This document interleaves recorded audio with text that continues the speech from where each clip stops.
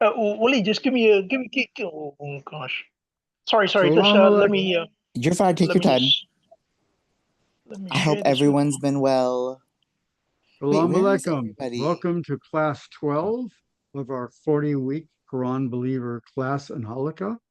I'm going to build. My name is Gregory Walid Kavalik. I'm only the technical host. We have two brilliant teachers, and I will turn it over to them as soon as we pray Al-Fatiha. Inshallah. Bismillah ar-Rahman ar-Rahim. Alhamdulillah Rabbil Alameen. Ar-Rahman ar-Rahim. Maliki Yawmiddin. Iyaka nabudu wa iyaka nasta'in. Yadina al-sirata mustaqim. Sirata al-thina namatolihim. Water magubi alaihim waladalin. Um, All right, I will turn it over to Farouk and Aisha. Thank you very much, Walid. Salamu alaikum, peace be upon you, and welcome to Q40 Week 12, where we will be exploring the concept of Wahi. Wahi is, my understanding is, it is inspiration. I prefer that translation because I think Tanzil is best noted as a revelation, even though Tanzil has a connotation of coming down to something. Wahi, as opposed to Tanzil, extends to animals. Chapter 16, verse 68, the it, bee. uh, it extends to the bee. And thank you, Hanan, for pointing this out to me. Chapter 8, verse 12, it is also for the Malaika, the usually translated as angels, and even the earth.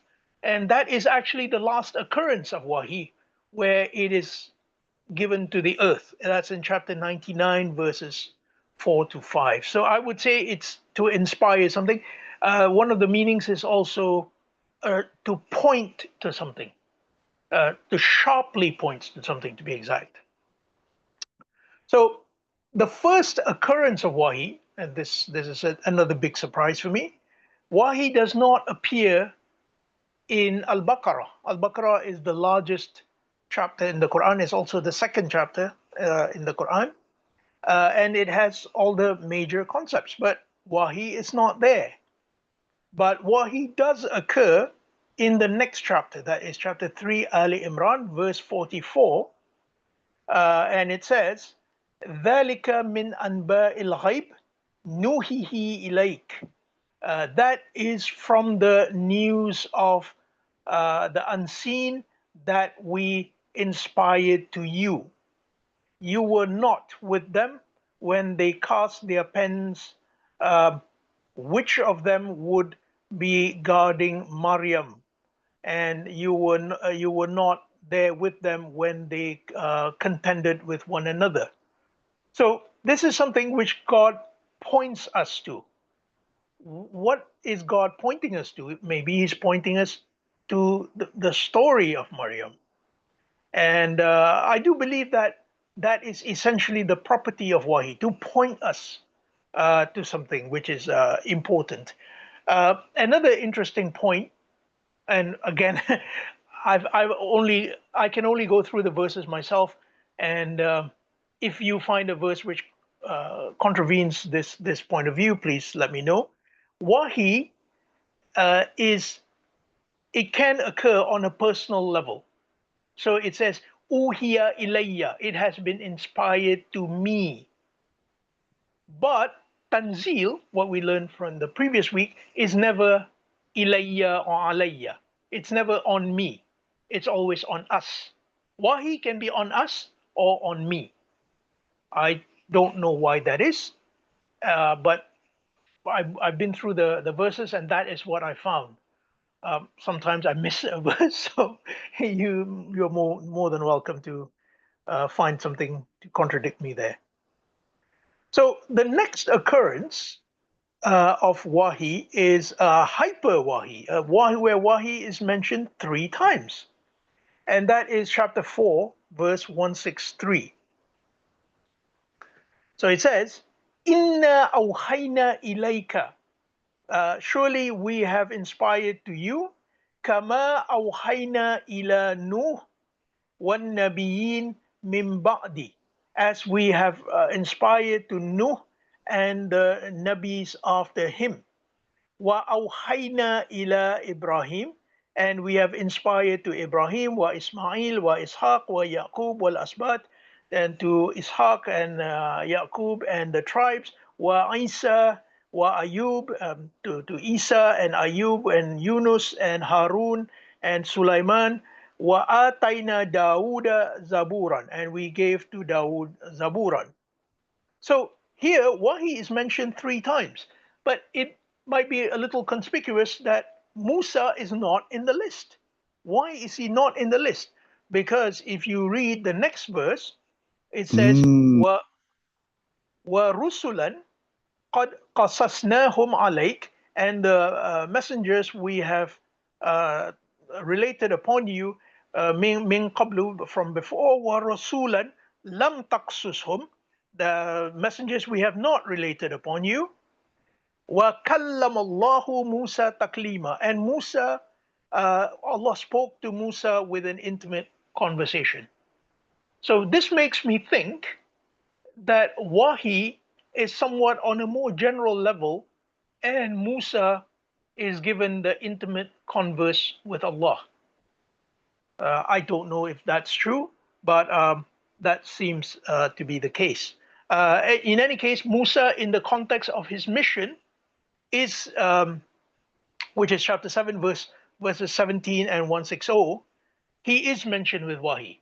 But in this context, he is not mentioned with Wahi, he is mentioned with Taklim, and that is intimate conversation. Khadija would have would have jumped on this one, I think. She's looking into Wahi at present, and other forms of revelation. So then we come to the unique I inspired, awhaytu, in the Quran, which is chapter 5, verse 111. It says, وَإِذْ أَوْحَيْتُ إِلَى الْحَوَارِيِّينَ, and I have inspired to, the traditional understanding is the disciples of Isa, an aminu bi, to believe in me, wa rasuli, and my messenger. And qalu, they said, amanna wa ashhad bi annana muslimun. They said, we believe, or we are convinced, and bear witness that we are Muslimun. But I would say the best way is to read from verse 110 and continue all the way to 120, because this tells you of the process of the disciples of Isa and how Iman and Wahi are just a part of their process. Something else occurs as well within that, but that's not within the scope of this discussion. So before I progress on to chapter 6, perhaps I can take a break and you guys can discuss.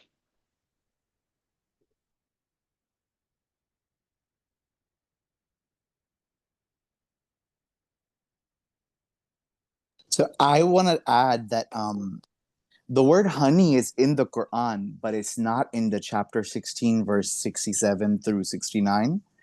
The word honey is not there, and it's okay if y'all disagree, but I do see it as the bee, as one layer, the honey bee, but I also see people like us.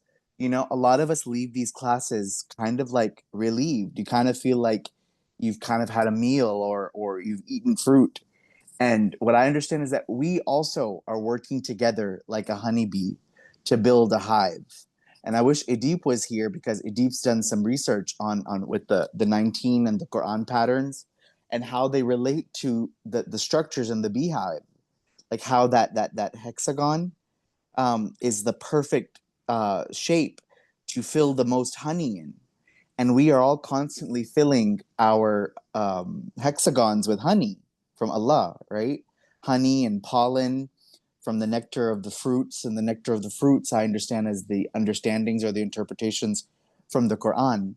And like even me, like whenever I talk to Dr. Aisha, or I'll talk to Farouk, or I'll talk to any of you most of the time, it feels like I just had like a spoonful of honey with some tea.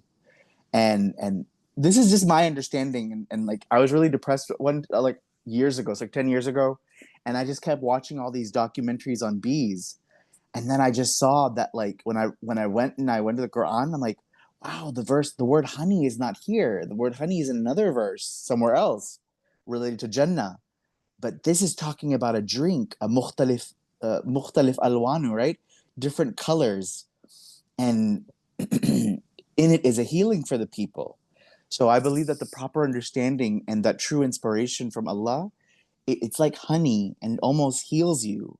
It heals you of that cognitive dissonance. It heals you of doubt. It heals you of darkness. It heals you of misguidance. So that's just my understanding when it comes to the wahi that's inspired to the bee. I believe that we are all the bees as well, or a metaphysical form of the honeybee.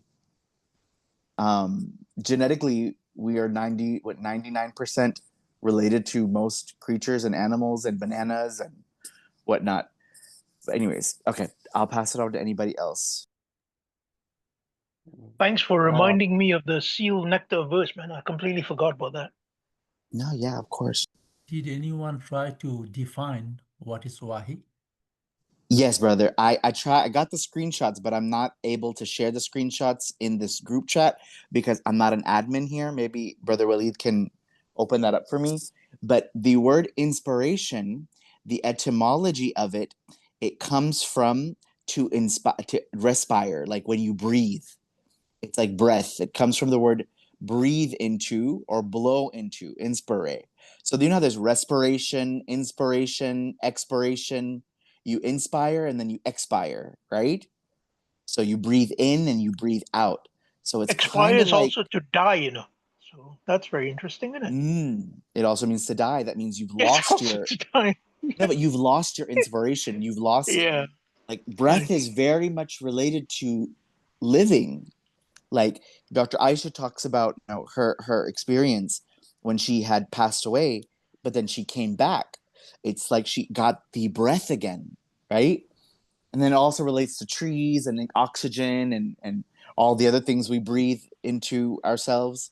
So it's almost like you're breathing in the inspiration, the wahi.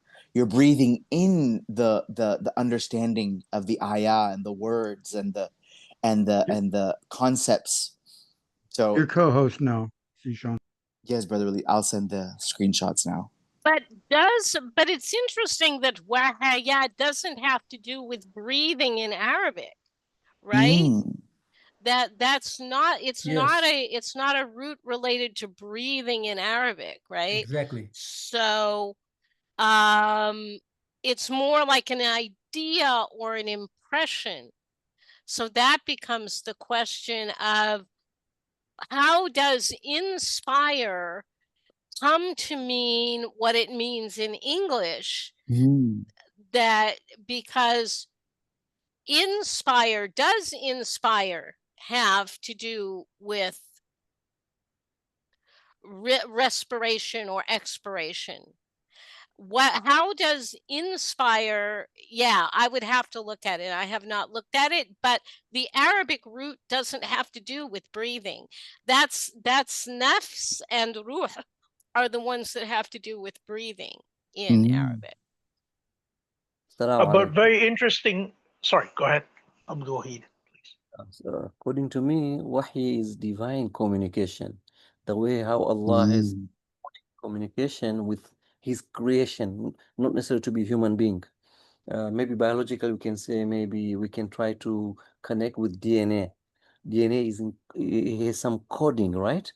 And those it's a type of Wahi as well. So when you say Allah has inspired B, so which kind of inspiration? So B, he has some old genetic code where to search the food, how to see, how to move, right? Which kind of proteins will that be have? So this communication, divine communication, can be can be direct through speech, can be indirect through inspirations, through dreams, can be also through, let's say, speech even. It can be through angel. So there are many ways how divine communication can come to a human being.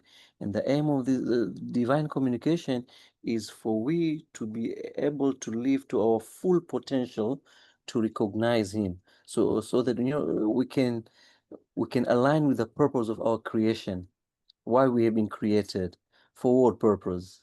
This is the way how I understand Wahi. So it can be direct or indirect speech, vision, inspiration, dreams, angels. Mm. Yeah, Assalamu Abdul, alaikum. I yeah, have Hanan, sorry, go ahead. well, Sorry. I have I mean I don't know if that was mentioned. That I believe that what the brother just talked about is the وما كان لبشر أن يكلمه الله إلا وحيا أو من وراء Yes. حجاب أو يرسل رسولا, and that's 42:51, guys, if you wanna look at it. And yes, I believe Yes. that the way that we communicate with each other, I mean with Allah, astaghfirullah, is by wahi. One of them is by wahi because that's what clearly says in the ayah, right? Yeah. Right. So I have this over here. The Quranic term wahi comes from the trilateral root waw, ha, ya, which signifies a swift, subtle, and hidden form of communication. Across the Quran, it describes how meaning, command, or impulse is transmitted without ordinary speech, kind of like what Hanan just described, through inspiration, instinct, sign, or direct knowledge. Maybe intuition can come into this as well, but I don't know. In Lane's lexicon, wahi means to inspire, to suggest, or to make a sign secretly or swiftly, highlighting its essence as imperceptible transmission. Lisan al-Arab defines it as any message conveyed secretly by word, writing, or gesture, which Taj al-Aruz and al-Raghib al-Asfahani in Mufradat describe it as informing with speed and secrecy, whether by angelic message, what Sayyid and Hanan just said, dream, or direct inspiration. Hans Weher retains the sense of divine revelation, but affirms its root as hidden indication or intuitive suggestion. The Quran uses wahi not only for revelation to prophets, chapter 4, verse 163, but also for instinctive direction to the bee, chapter 16, verse 68, the inspiration of Musa's mother, chapter 28, verse 7, commands to the heavens and the earth, chapter 41, verse 12, so the sky and the earth are commanded through wahi. Angelic guidance, chapter 8, verse 12, and even satanic suggestion, chapter 6, verse 112.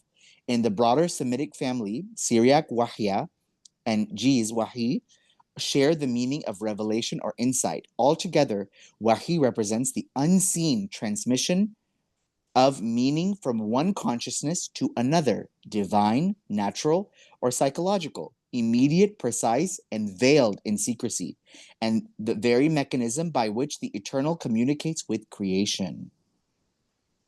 I know there's a lot to take in, but I put it in the group chat, and I'll put it in the WhatsApp group chat as well for y'all to read later.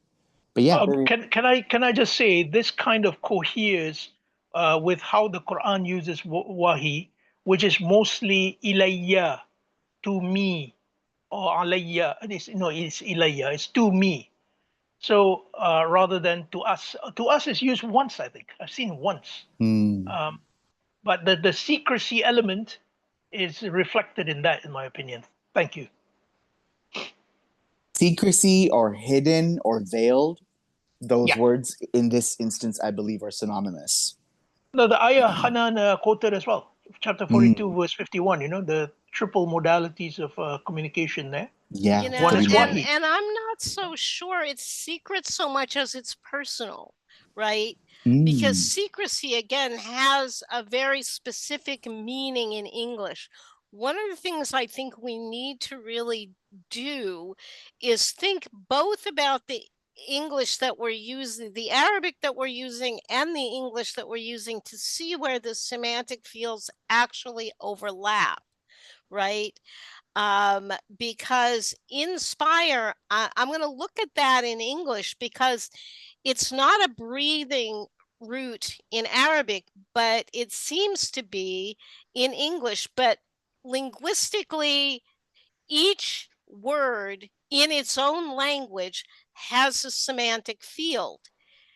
And where do those semantic fields overlap? That's how I choose which English word I'm going to use for an Arabic word. Because if it's a word, even if they have some semantic overlap, I'm not going to choose an English word from the semantic field of, for example, inspire, that doesn't fit, right? And that's something that I'm working on now as a methodology of translation, is making sure that the semantic field of the word in the target language, which is English, overlaps with the semantic field of the source language, which is Arabic. So I think we have to be careful, because when you're reading a translation of a dictionary, you might want to look at the dictionary in Arabic, because the Arabic dictionaries were developed using examples of actual usage by Arabs. So, so if you're reading something that somebody says about the dictionary and what the dictionary says, go back and look at the dictionary itself and read it in Arabic and see if you agree with how it's been rendered in English, right? And nobody's done that in-depth kind of study since Lane, and he was in the 19th century, because that's a huge amount of work. I think we're also looking at the fact that in both languages, we're told about the breath of God. Yeah. Also, when Allah blew into Adam, right? Allah blew into him from his ruh, from his Right, spirit. but that isn't Wahi. Energy. The word Wahi isn't the root that's used No, that's there. not the word there. The Right, same there are blow- several different, and that's what I'm saying. When we talk about inspire having to do with breathing in English, we need to be really careful that we are not imposing something on the Arabic that it doesn't convey.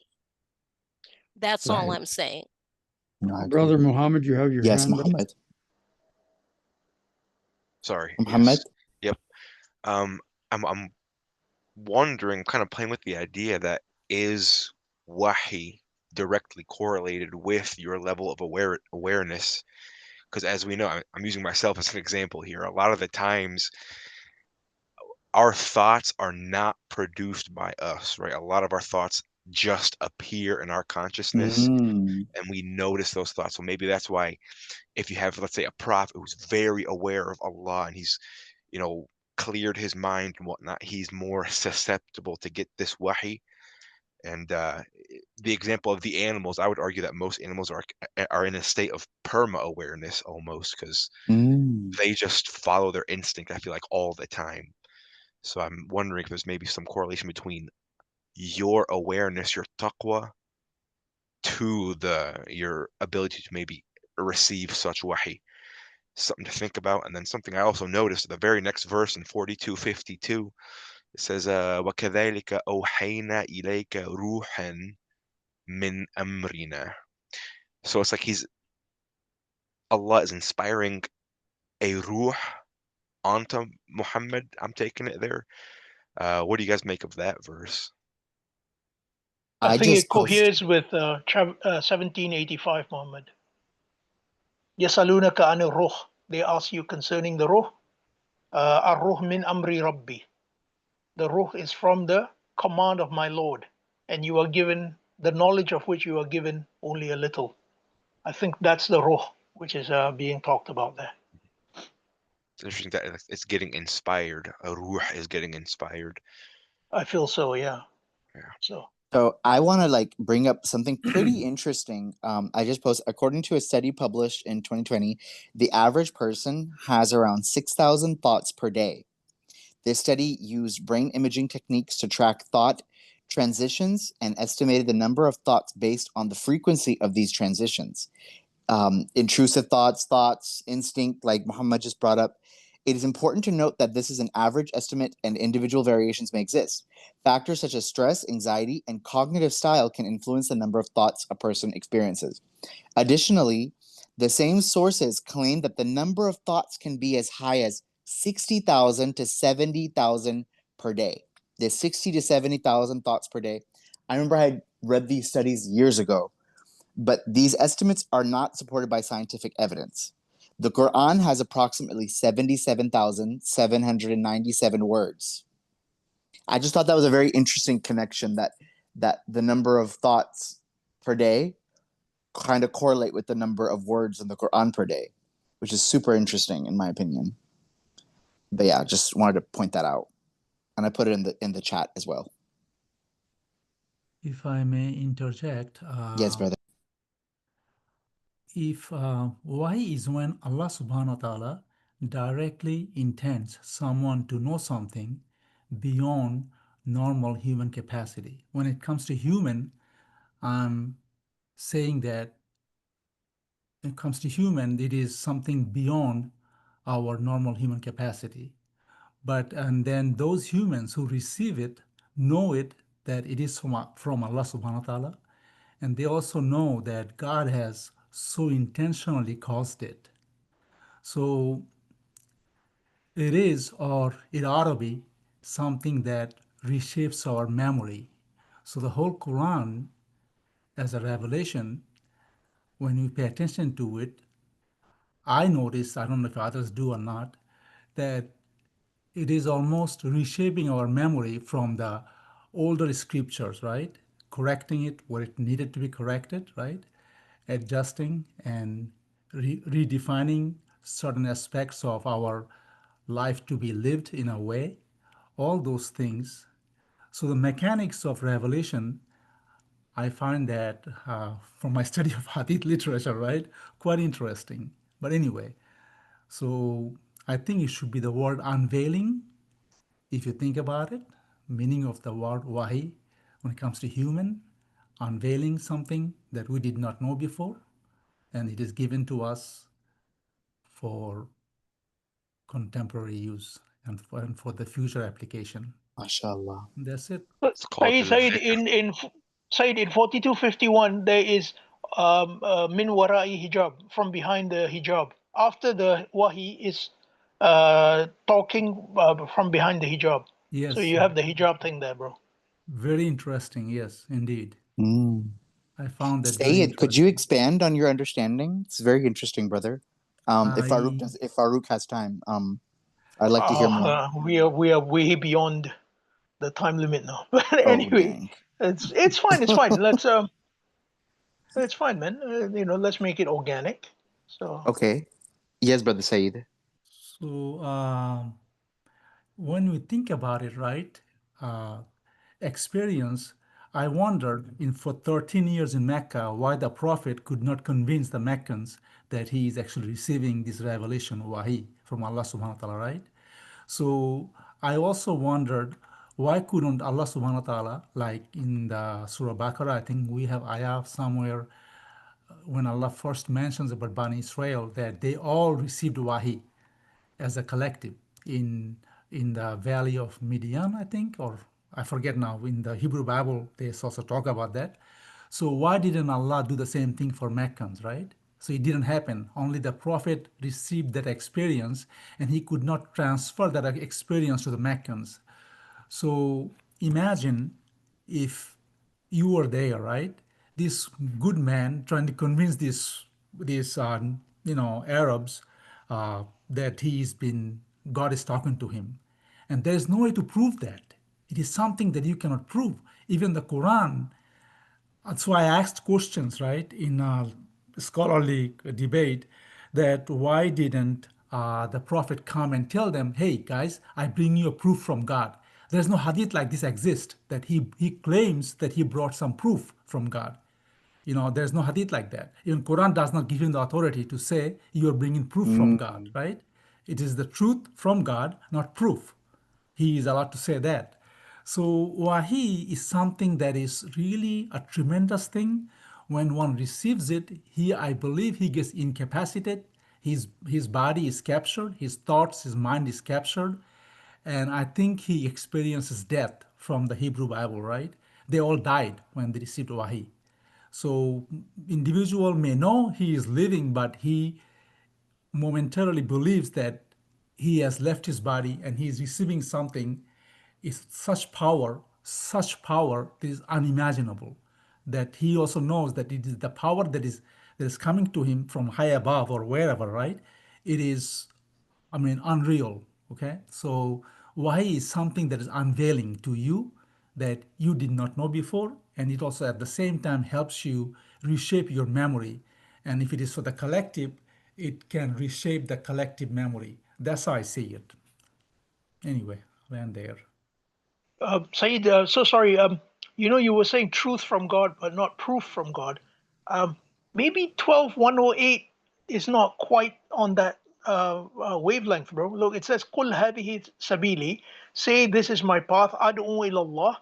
I call to Allah. Ala basira. Upon insight. I would say this insight is proof.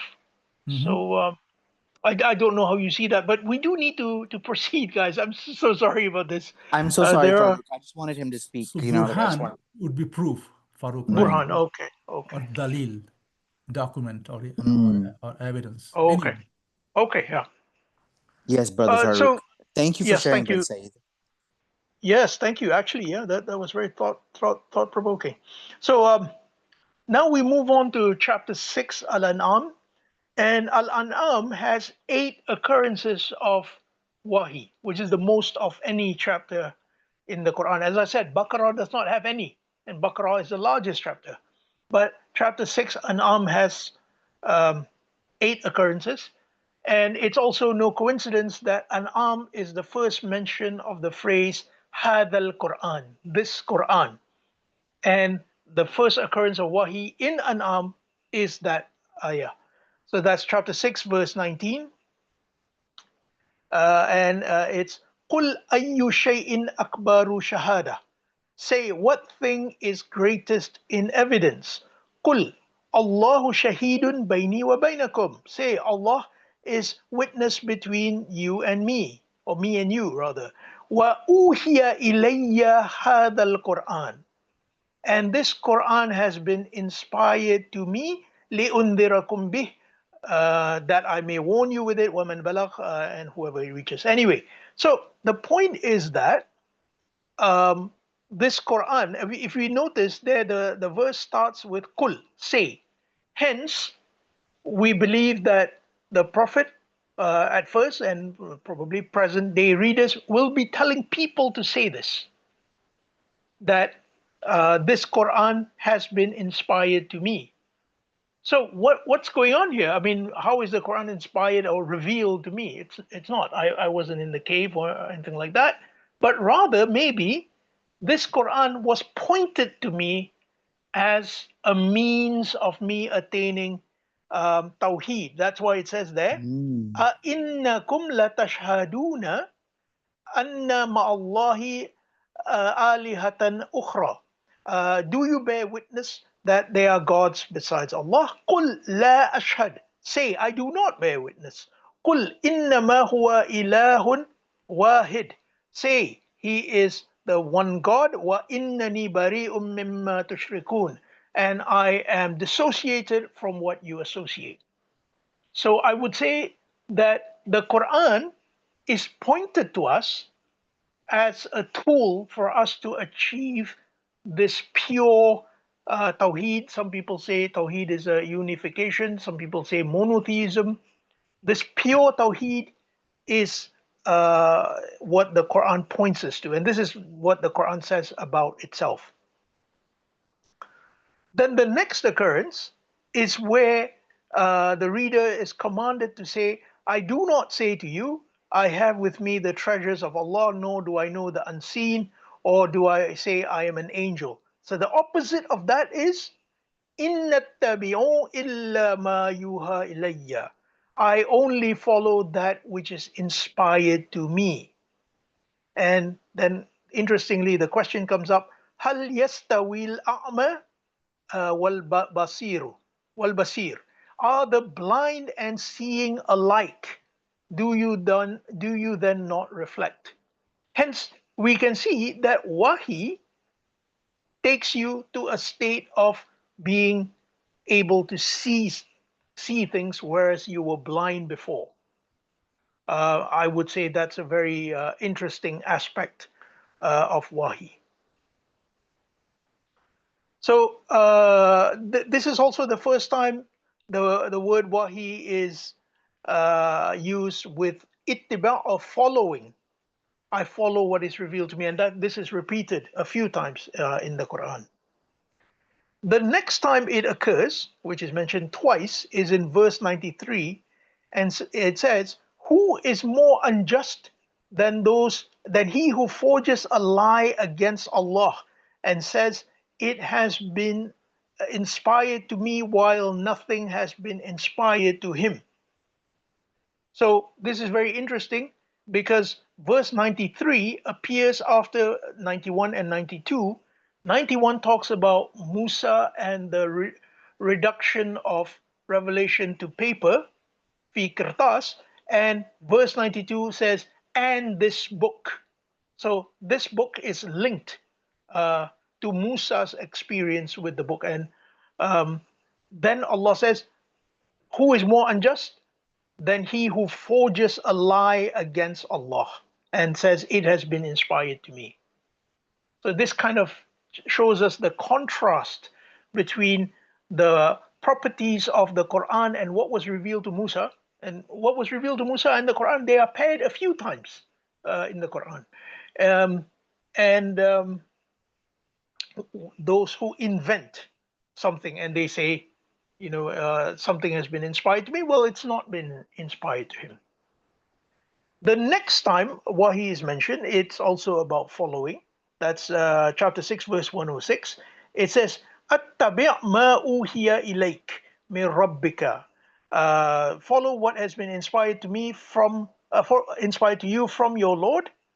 La ilaha illahu, there is no God but He. Wa'rid minal mushrikeen. So move away from the idolaters, or turn away from the idolaters. Now, what is the context of 106? And I would start with 104. Chapter 6, verse 104.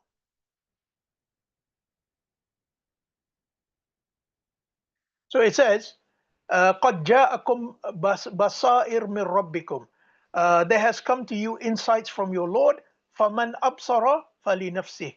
Whoever sees, it is for his own soul. Whoever is blind, it's upon his soul. And I am not a watcher over you. وَكَذَلِكَ نُصَرِّفُ الْآيَاتِ. And like that, we have repeated the signs, وَلِيَقُولُوا دَرَسْتَ, that they may say you have studied. وَلِنُبَيِّنَهُ لِقَوْمِ يَعْلَمُونَ, that we make it clear for people who know. Then it talks about Wahi. So Wahi and knowledge and the repetition of signs is crucial here. And Tawheed is mentioned right there. It says, La ilaha illahu. And wa'rid minal mushrikeen. Steer clear away from the idolaters. Why? Because the idolaters, they, in my opinion, they rely on the experiences of others and not their personal experience, so that they see for themselves. And I think this is what we were talking about about half an hour ago, perhaps. Next comes the inspiration from Shaitan, ironically enough. It says in verse 112, this passage is very dear to me because this is what made me a Quranist some time ago. It says, وَكَذَلِكَ جَعَلْنَا لِكُلِّ نَبِيٍّ عَدُوًا. And like that, we made for every prophet an enemy, shayateen al-ins wal-jinn. Shaitan from ins and jinn. This is the only shaitan, ins and jinn in the Quran. Yuhi, ba'duhum ila ba'd. They inspire each other. Zukhruf al-qawli ghururan. With beautiful words that obscure. So this, to me, gives another aspect of Wahi, which is to inspire in an emotionally elevating sense. So I've noticed this as well with religious speakers. When they try to inspire people with stories of the past, And these stories kind of obscure the people from the principles of Islam. Um, and unfortunately, Allah does not speak in favor of that here. So that's verse 112. And the last verse we will look at in An'am is verse 121, in which shaitan is also mentioned. It says, "Do not eat on which Allah's name has not been mentioned. Surely that is a transgression, and most surely shaitan suggests to their allies that they should contend with you, and if you obey them, you will be of the polytheists." So that's very serious. And interestingly enough, the last verse in An'am with regards to Wahi is verse 145, which talks about food prohibitions as well. But because I couldn't really understand how that fit in, I won't go into that.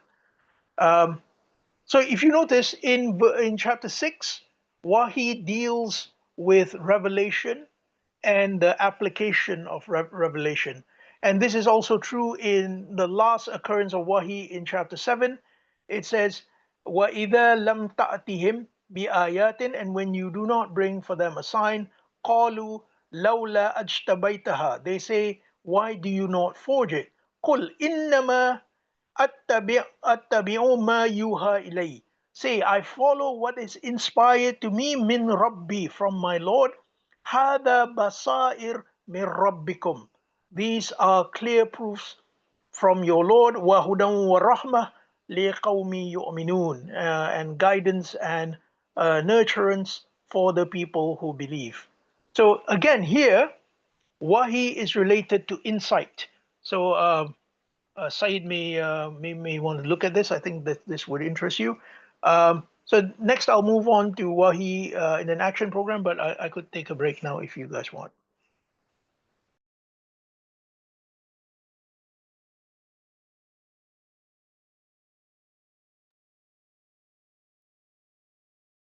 I have been looking at the etymology of inspire in English, and originally in the Latin, it was considered the idea of a divine being imparting an idea. So there is some background for that. I'm still not sure what it has to do with breath, but I do now see where we get the idea, where it crosses over with Wahi, the idea of a divine being imparting an idea to someone or something else, because that's really, I think, what we're talking about in these Quranic ayat that we're discussing, is that Allah is imparting ideas to people or to bees or to whoever, but it's a divinely imparted idea.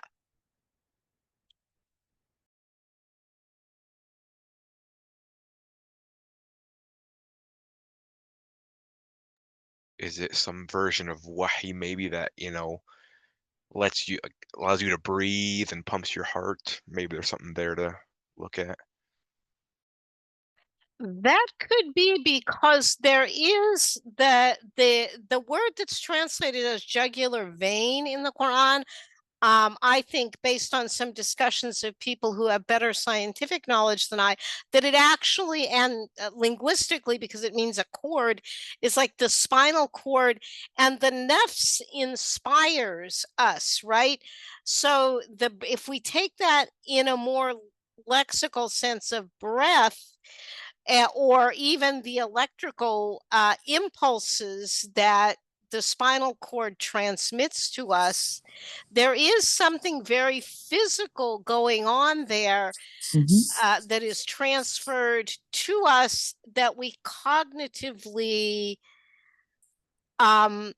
respond to somehow. So yeah, again, as Farouk said, there are parts of this that we don't understand, so maybe we don't want to say anything, but this really points out the layered nature of meaning. And Mohammed, this gets to what you were saying about you think the Quran is very literal.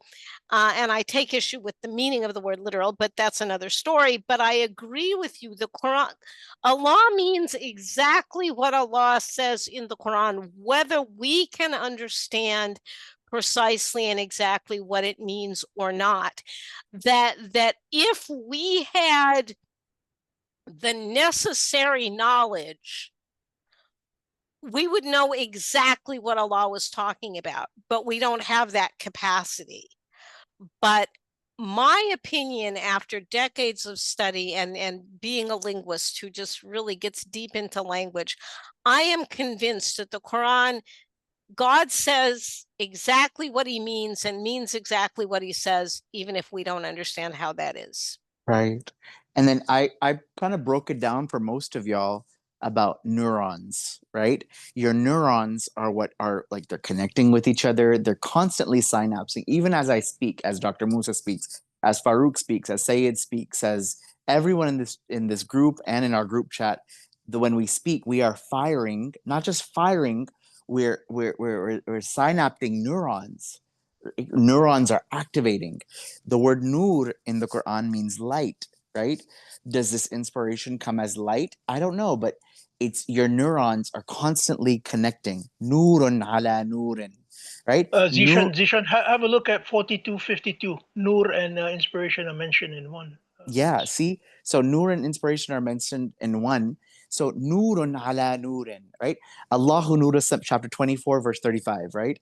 And I would love to break this verse down for y'all and how Dr. Musa just related it to Habl al-Warid, which is spinal cord or jugular vein, and how it's within your mind, right? That veil, neuron, right? Neuron. Its oil glows even if it isn't touched by fire. And me, having gone to med school, I love neurology, I love endocrinology, and I love genetics and embryology. Those are my favorite subjects. So just when I was reading it, I'm like, whoa, this sounds like the word neuron. And it's describing a tree, a blessed tree, which is neither of the east and neither of the west. Zishan, you and I need to have a conversation. I need to see if I can find. There was a lady I met about 15 years ago who had a theory. People think she's nuts, but I do think that there is some basis to it. That language, like that neuron and nur, and she had a whole theory about how languages are connected in the way that you just described. But I think we're taking Farouk's time. So sorry. Okay, Farouk, go That's on. okay. That's okay. I see where you're going, but Zishan, you and I need to have a conversation, not Yes, Dr. today, Musa. please, about this, because I do see some basis for that. And even though some people thought this lady was nuts, I do see some signs that it's a possibility. And I am not averse to exploring ideas that many people consider crazy, but now is not the time. Yes. Farouk, go ahead, my brother. I can share my personal experience regarding Quran. Reflect and you read carefully with thoughts, deep thinking, and try to connect with all kind of knowledge which you have and connecting with the science around. Quran becomes clearer and clearer. You know, it's it's a, how do I explain it? It's sufficient for Allah to say this was the all prophet were given the way how to convince their people. There's an Arabic word they use it for mu'jiza, right? But Quran is the That's usually miracle, bro. Yeah, miracles. Quran is a miracle of its own because it's a book of all time. This way in the Quran describes itself. You take oceans, turn it into your ink, take trees, making into your pencils. You'll never be able to exhaust the words of your Lord. And this, when we say words, is something deep. It's something which you have to experience it. You know, we are discussing, we share ideas, but Quran need to be experienced. This is my experience with Quran. I think Walid quoted the verse for you earlier, bro. 41:53. سَنُرِيهِمْ آيَاتِنَا فِي الْآفَاقِ وَفِي أَنفُسِهِمْ. So soon we will show you the signs in the horizons and in their show them the signs in the horizons and in their souls.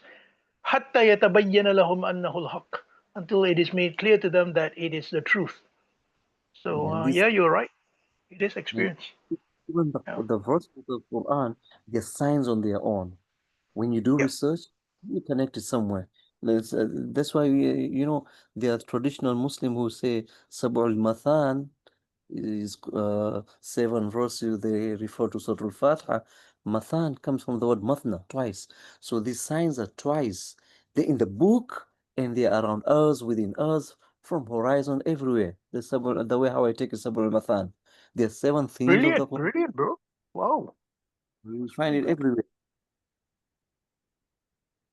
Thank you. Wow. Yeah, yeah, yeah. Alhamdulillah. So folks, if you don't mind, I can carry on. So now we'll look at Thank you, Said. yeah, thank you. That was a deep insight, especially with the Sabah min al Mathani thing, you know. That's a very deep insight there.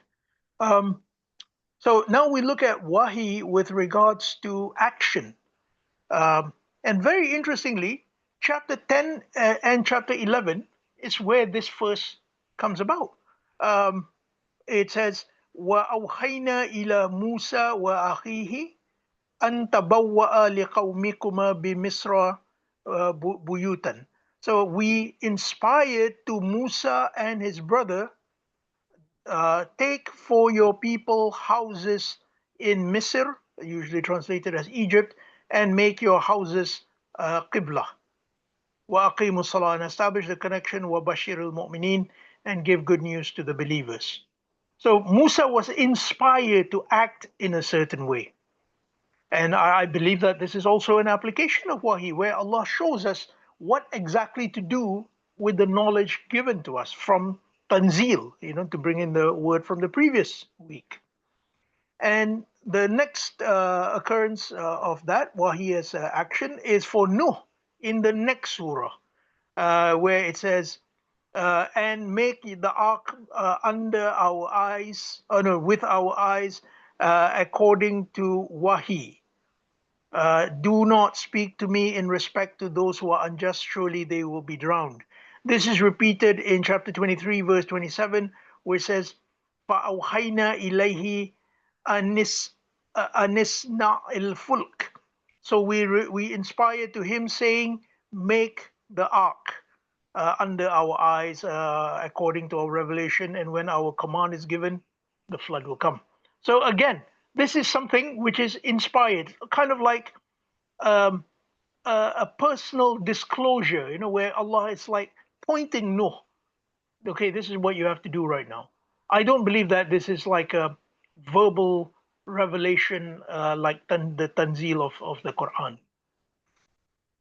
And Ibrahim also has this aspect, and that's in chapter 16, verse 1 to 3, which says, ثم أوحينا إليك أن اتبع ملة إبراهيم. So we are inspired to follow the way of Ibrahim Hanifan, وما كان من المشركين, and he was not of the idolaters. So we should read this probably from verse 120, in which Ibrahim is mentioned for the first time. Then we look at Al-Ankabut, verse 45, which people usually use to mention Salat, but they miss out the first part of the verse, which says, Atlu ma uhiya ilayka min al-kitab. Recite what has been inspired to you from the book, wa aqim salah, and establish the connection. So here we have to ask, why is it to you? I'm a wujudi, so I don't read it historically. I believe to you here is to any reader, and God is inspiring us to read various sections. So let's say if you read, you know, my favorite section, my favorite chapter is Baqarah. So when I read Baqarah, sometimes I think, oh, wait a minute, this also occurs there, that also occurs there. So I'm forming a connection with the text, and that connection is what we should look for in our salah, in my opinion. So when you read the Quran in your salah, look for these kind of verses. I mean, if you recite verses which you're not connected to, you may not attain the connection which is being spoken about here, because it says, Inna salata tanha anil fahsha wal munkar. Verily, the connection prevents from obscene acts and unrecognized acts. So, I believe that the purpose of salah with regards to wahi and the kitab is very prominent there. Wahi is also mentioned with a set of principles. So in chapter 17, verse 39, it says, ذَلِكَ مِمَّا أَوْحَى إِلَيْكَ رَبُّكَ مِنَ الْحِكْمَةِ وَلَا تَجْعَلْ مَعَ اللَّهِ إِلَهًا آخَرَ. So that is what your Lord inspired to you from the wisdom. Do not take a God besides him. So this comes after the longest set of principles in the Quran. So it starts from chapter 17, verse 22, and goes all the way to verse 38, which is uncoincidentally 17 verses. Chapter 17, 17 verses, 17 principles being expounded. And then we have Wahi with regards to a higher Quranic understanding. So if you look at chapter 20, verse 114, which is the password for this room, it says, فَتَعَالَى اللَّهُ الْمَالِكُ الْحَقِّ. So exalted is Allah, the King, the truth. وَلَا تَعْجَلْ بِالْقُرْآنِ, and do not make haste with the Quran. مِنْ قَبْلِ أَنْ يُقْضَى إِلَيْكَ وَحْيُهُ, before its inspiration has been completed to you. وَقُلْ رَبِّ زِدْنِي عِلْمًا, and say, my Lord, increase me in knowledge. So notice how personal this is, yeah? So you are supposed to seek knowledge, and the wahi will then be completed to you, and you will see the meaning of the Quran, and Allah will be exalted. I mean, this is such an organic process. I would read it from verse 112 to be even clearer. Then we have the wahi to point out the jinn, which is قُلْ أُوحِيَ إِلَيَّ أَنَّهُ أَسْتَمَعَ نَفَرٌ مِنَ الْجِنِّ. Say, it has been inspired to me that a party of the jinn has listened, and they said, verily we heard an amazing Quran. This is the only amazing Quran in the entire Quran. So it's interesting that how wahi is used here to point us to this. So I will stop here for the discussion. Thank you. MashaAllah. Anybody would like to add to that?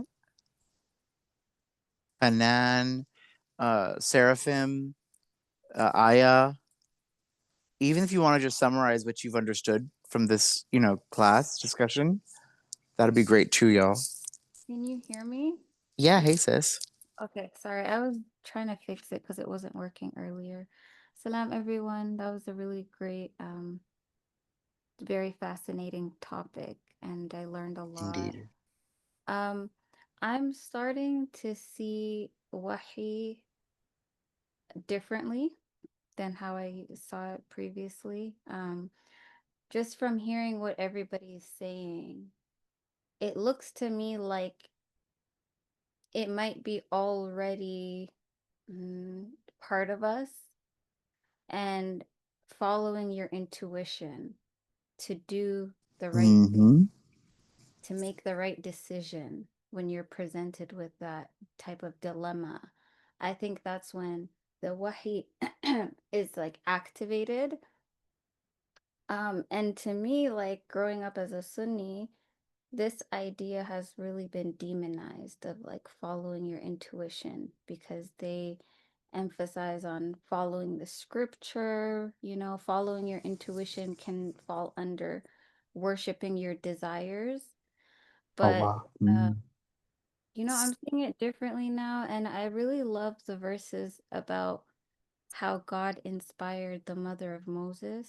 I can quickly read those if you guys don't mind. Please, yes. Yeah. So, we inspired the mother of Moses, nurse him, but when you fear for him, put him then into the river, and do not fear or grieve. We will certainly return him to you and make him one of the messengers. And Pharaoh's people picked him up only to become their enemy and source of grief. Surely Pharaoh, Haman, and their soldiers were sinful. Hold on. Yeah, okay. Pharaoh's wife said to him, "This baby is a source of joy for me and you. Do not kill him. Perhaps he may be useful to us, or we may adopt him as a son." They were unaware, and the heart of Moses' mother ached so much that she almost gave away his identity, had we not reassured her heart in order for her to have faith. So just from like those verses, I feel like the mother of Moses was presented with a dilemma of either putting her son in the river to possibly be sent to her enemy, or to keep him and possibly be killed by that same enemy. And she followed her intuition and she had faith in God. And, you know, we can see the result of that being good. So yeah, that's kind of like how I'm seeing it right now. But yeah, thank you. Go ahead, Dr. Aisha. Yeah, I thank you for that. I think what the idea of intuition and faith in God is key here, and that helps tie in because we see that Satan can inspire as well. So intuition can be good or bad, can come from a good place or a bad place, and what the distinction is the faith in God. So if we have that faith in God, then our intuition is something that is maybe coming to us from God, as in the story you just read with the mother of Moses. So I do think intuition, I had not thought of that aspect before, but now that you mention it, it does make sense here. Intuition, but then the faith has to be in God. And if we think about the relationship of Satan to the human beings, and there are ayat in the Quran where Allah makes it clear that the shaitan has no power except suggestion and no power over the servants of God, right? So intuition together with faith in God, I think, is a key. Well, understanding Wahi as intuition, I agree with you. I think that's an excellent idea. And then it brings up the idea of whether you have faith in God, or whether, you know, you are susceptible to the suggestions of Satan because you don't quite have that trust in God. As we were talking about earlier, people wanting someone else to tell them what to do, and they don't trust their intuition, but it's not their intuition that they really aren't trusting. Ultimately, it's Allah that they are not trusting. So anyway, you've given me something to think about, but I really see where you're going with that, and I think you're onto something. Thank you so much.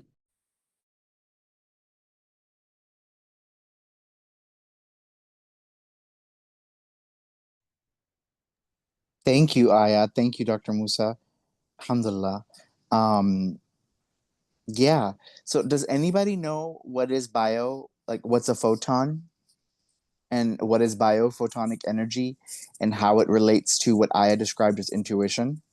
I know And if what a photon is, but I don't know biophotonic energy. No. so, everything that is a being that is a sentient, not even sentient, but like just every creature on Earth, even rocks, diamonds, rocks, coal, everything has something called biophotonic energy.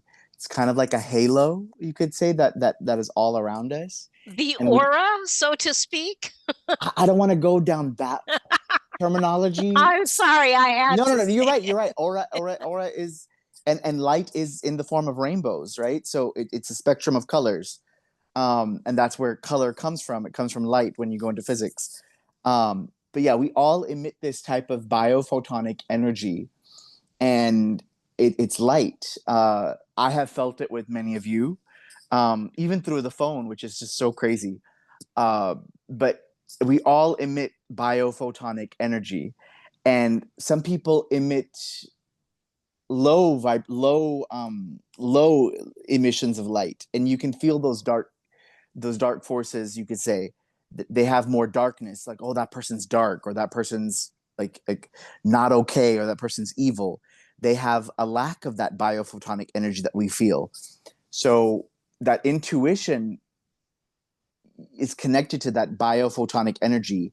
It's kind of like warning you about certain people, or telling you that this person is full of light, nur, you could say. So I just wanted to share that, and I'm You sure get you'll look into goosebumps, that. or your skin crawls, or yeah. Right. There's all Mm-hmm. kinds of things that we feel from each other. And for people who don't believe in those unseen fields of energy, I challenge them, why are they using a cell phone, which is all about unseen fields of energy and waves Mm-hmm. that they don't Mm-hmm. perceive? There are all kinds of things that we do not perceive physically. It's like oxygen. We don't see it, but we certainly miss it if it's gone, right? Mm. There's a lot that's ghaib, that's invisible to us, that's around us all the time. And bees can see a lot of things that we can't see. Honeybees. Um, it was so cool one time that there was a video of what the world looks like through a bee's eyes. They recreated bees' eyes and how a bee sees things, and it's very just it's beautiful the way bees see, certain colors and certain flowers, and they can, the nectar, the amount of nectar comes out of a flower in smoke form, which is just fascinating. They can, and I thought that was very interesting. I thought I wanted to share. But yes, Farouk, I'm so sorry, brother. You probably have like 6 more minutes left. Continue, brother. Sorry. Oh, no, that's okay. So now we look at the final Wahi occurrence in my notes, which is chapter 53. And chapter 53, I think it's very interesting because the Wahi occurrences are given in contrast to what is outside the Wahi experience. So it starts with one najmi ida hawa, by the star when it goes down. Now I believe the star here is symbolic of events in one's life, and when these events are dropping upon us, in other words, we are going through these experiences.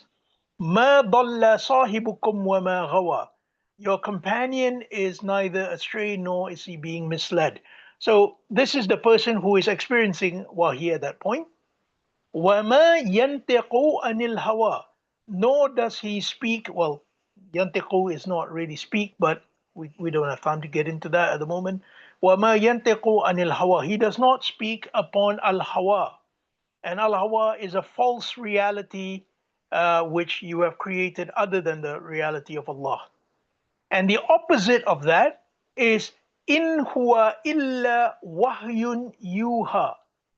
So it's wahyu, it's wahi as a noun, but yuha, inspired.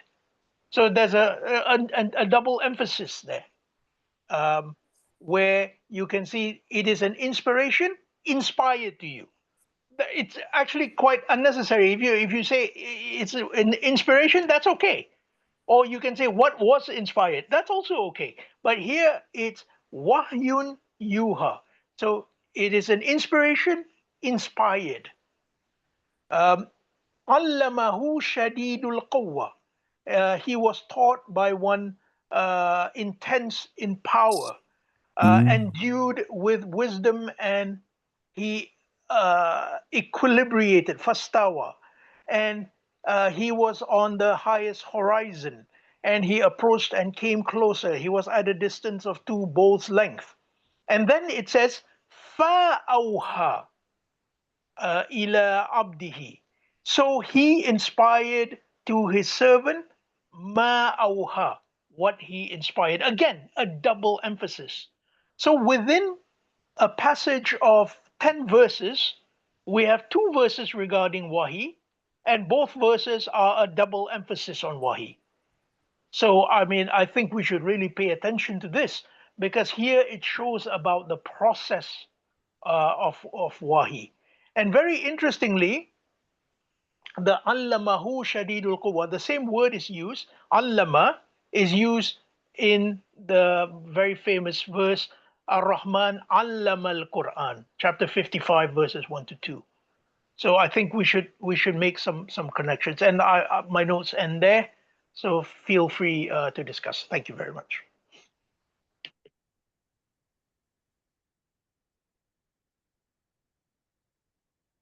I have a question. I don't want to turn this controversial, but it's pretty much related to the topic. And I've had non-Muslim people ask me this question, and I've wondered it myself. If we're looking at the concept of Wahi as divine inspiration, or, you know, intuition inclining to the good, and we see examples of women receiving that in the Qur'an, why aren't there women addressed as prophets and messengers according to the Qur'an, when women can be inspired just like men, right? I do believe that women, I believe that the messengers, I believe that Maryam, in a sense, peace be upon her, is a messenger.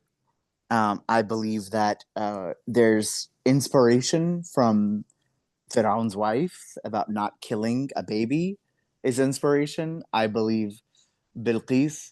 I believe Yusuf is both a, you know, I don't want to say that the prophets are genderless, because, you know, some people understand Rijal as male or men. Some people understand it as masculine. But I don't really attribute gender to these prophets and messengers as much. But if there were genders, I believe Maryam, I believe the wife of Firaun, I believe Bilqis, not Bilqis, I shouldn't say Bilqis because that name's not in the Quran. The Queen of Sabah, she has inspiration. I believe the honeybee is a female and gives us inspiration. The nafs in itself, the brain, is feminine. The mind is feminine and female, and that in itself can give us messages. So the gender aspect, yes, that is a little controversial, but the way I understand it is a little different. Well, But yeah. I think, Aya, what you're asking is, you know, the named prophets and messengers were all men, and there is the ayah that says we only send Rijal. If we think about human society and how patriarchal human society is in general, that God is merciful to women. Men are not, okay? Men are not merciful to women. Human beings are not merciful to women. And we live in a society, seriously, as a woman, I've experienced this my entire life. Men do not take women seriously, especially not men in positions of power. I saw recently somebody posted a reel on Facebook, an excerpt of an interview Maya Angelou did in 1973 with Bill Moyers. And it was a Black woman speaking to white womanhood. And in white society at the time that she was speaking, and today, if you ask me, white men never took white women seriously. Angelou used the word superfluous because white men in society in the United States don't need white women to do statecraft, was what Angela was saying. Angelou was saying. So they see white men saw white women as superfluous. Now she was comparing this, and she called it pink slavery, because she said black women never experienced that because black men always knew they needed white women shoulder to shoulder, whether in the cotton fields or the ghetto.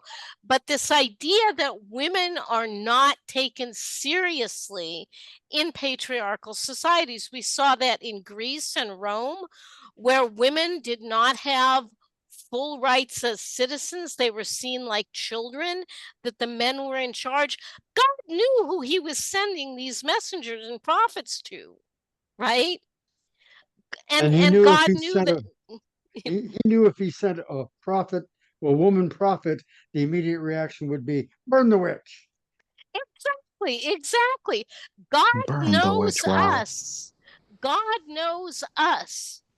And God sends human beings what is going to, because this is a test for us. We're going to pass it or we're going to fail it.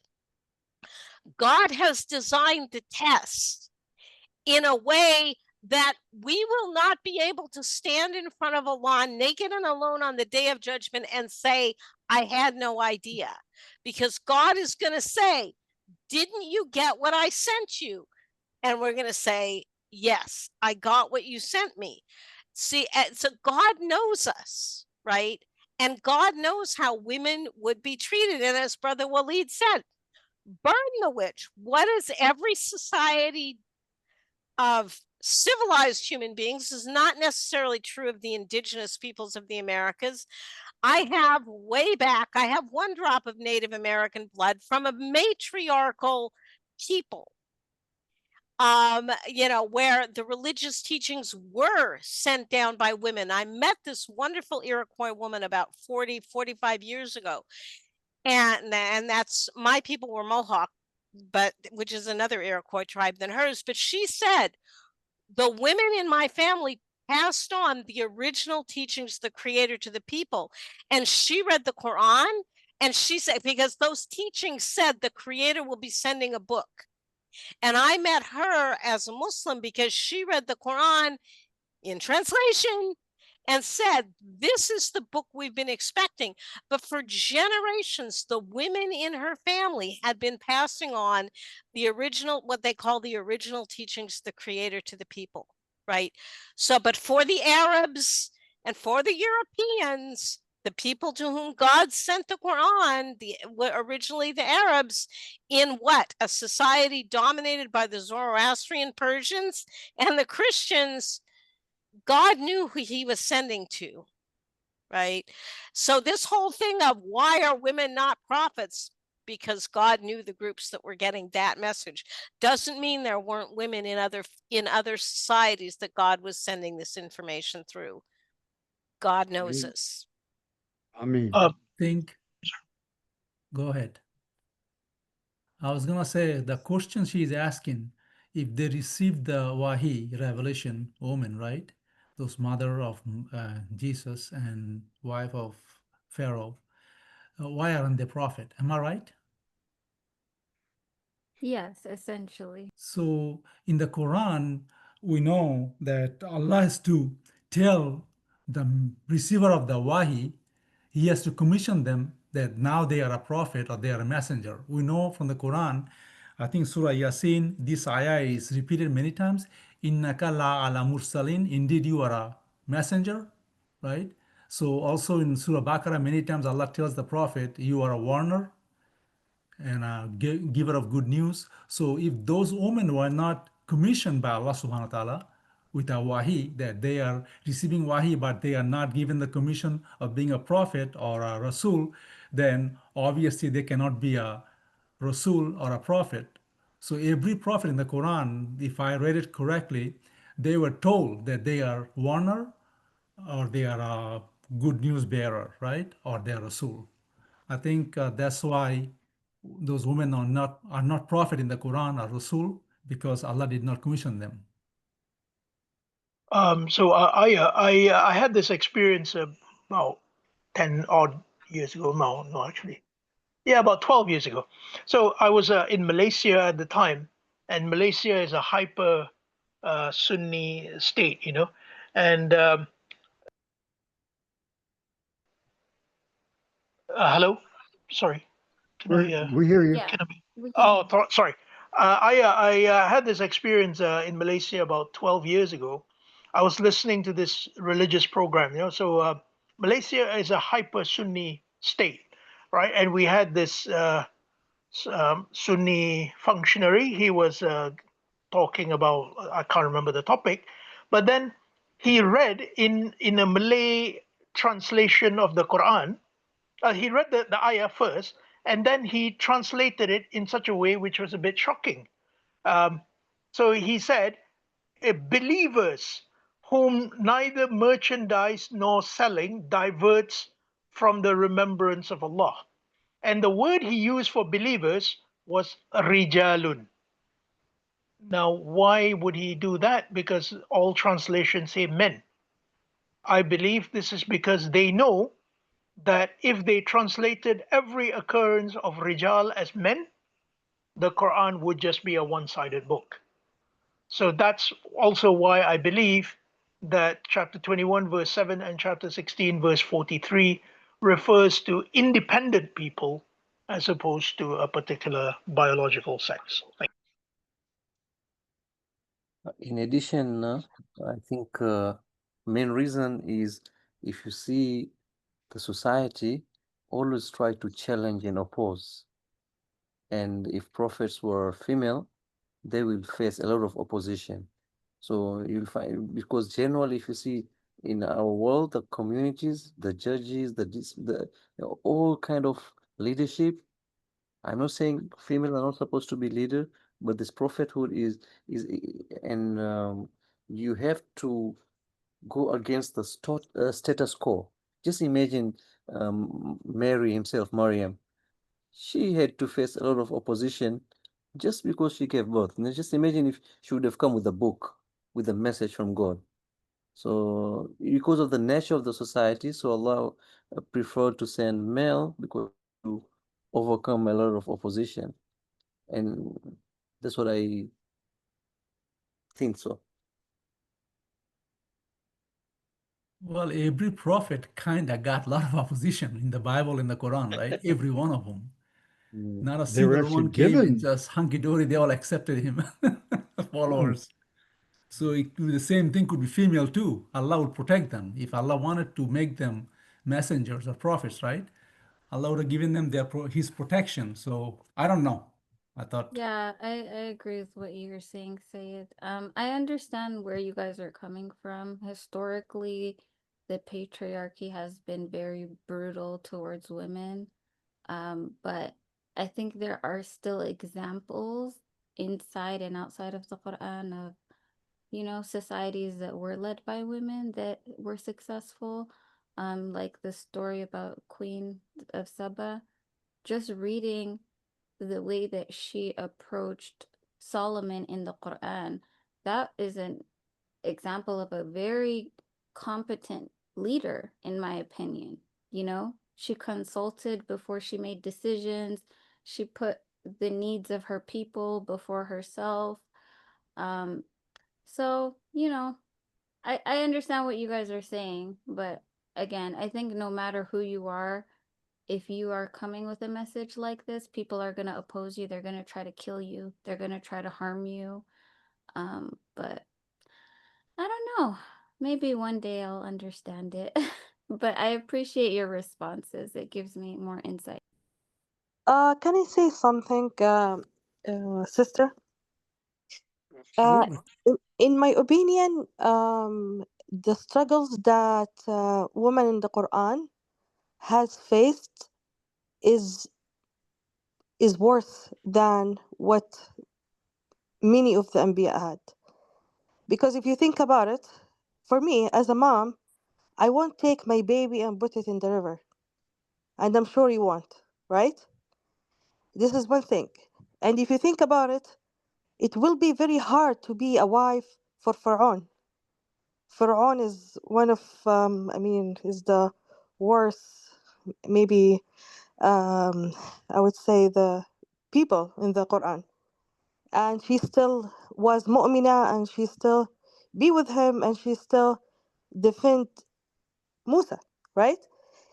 And the same thing if you think about someone who had a child and she doesn't know the father, and you know how society um will judge her, as someone who has not had a father.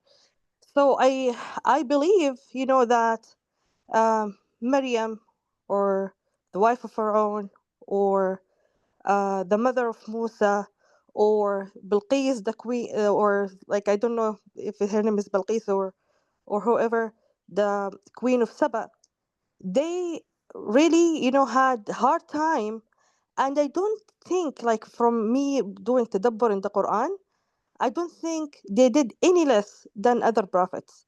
So I don't know if you can maybe think about it and see if you can say it differently, because Allah, when He brought them in the Quran, He brought them for purpose.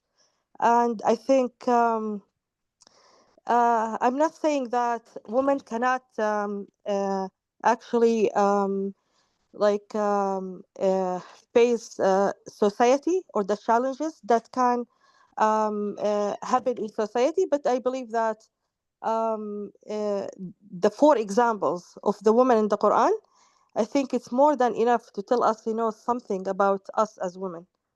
And yeah, I think that's it. Missioned as prophets and messengers by God to meet the challenges of life, right? Why are we putting this kind of, why are women not commissioned as prophets and messengers? Who cares? That puts the prophet and messenger above all of these things that Hanan just described. And I think maybe that's an artificial distinction that we're making, because what are the prophets and messengers? Human beings like us. It doesn't mean they're better than us because God commissioned them as a prophet or messenger, right? And thank you, Hanan. That was brilliant. I agree with you completely. Women meet these challenges all the time. The women in the stories in the Quran met these challenges. Women today meet these challenges. And I think it's really, when Christians say Islam is sexist because there are no women prophets and messengers, that's a false flag. That really is a false flag. That's saying you're not special unless God has given you a commission as a prophet or messenger. And I like the way that you said, I don't remember who your name, but the gentleman who said they weren't commissioned as prophets and messengers. God did not say to them, go out and spread this message. God gave them wahi, but didn't impose on them the duty of transferring it to other people. But again, these are specific people, because if you go to the Native American matrilineal and matriarchal societies, their understanding of the one creator, and I don't know, there may be some that believe in multiple gods, but there are Native Americans who believe in one creator. And the creator sent teachings to the people and sent it through women. So it's, I think it's a false flag that Christians are using to say Islam is more sexist than Christianity, which is nonsense. But I think it's a false thing to try and have a gotcha moment for Muslims. Your religion doesn't respect women because there aren't prophets and messengers in the Quran. Don't buy it, right? That puts way too much of an importance on prophets and messengers when the Quran tells us they're human beings like us. What is the messenger told to say? I'm a human being like you. I don't know what's going to be done with me or with you. I only follow what's inspired to me, right? Don't give them a level between us and God, right? People want to do that. The prophets, the messengers, the saints, Jesus, Mary, Joseph, don't put them between us and God.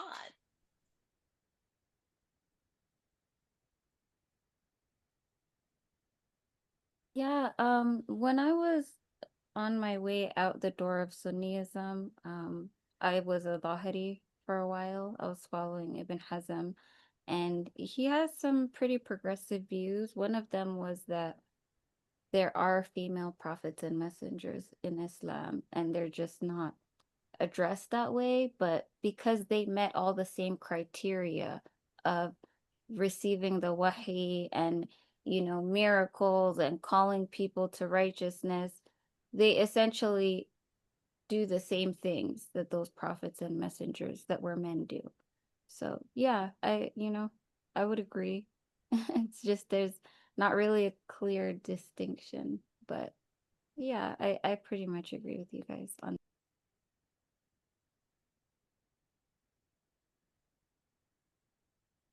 Do we have any more teachings on Wahi? I'm done with my notes there, Walid. Thank you. Okay.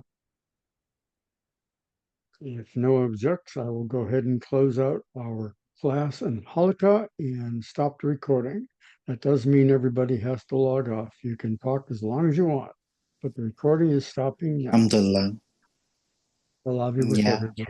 matriarchy is definitely needed. No, thank you guys.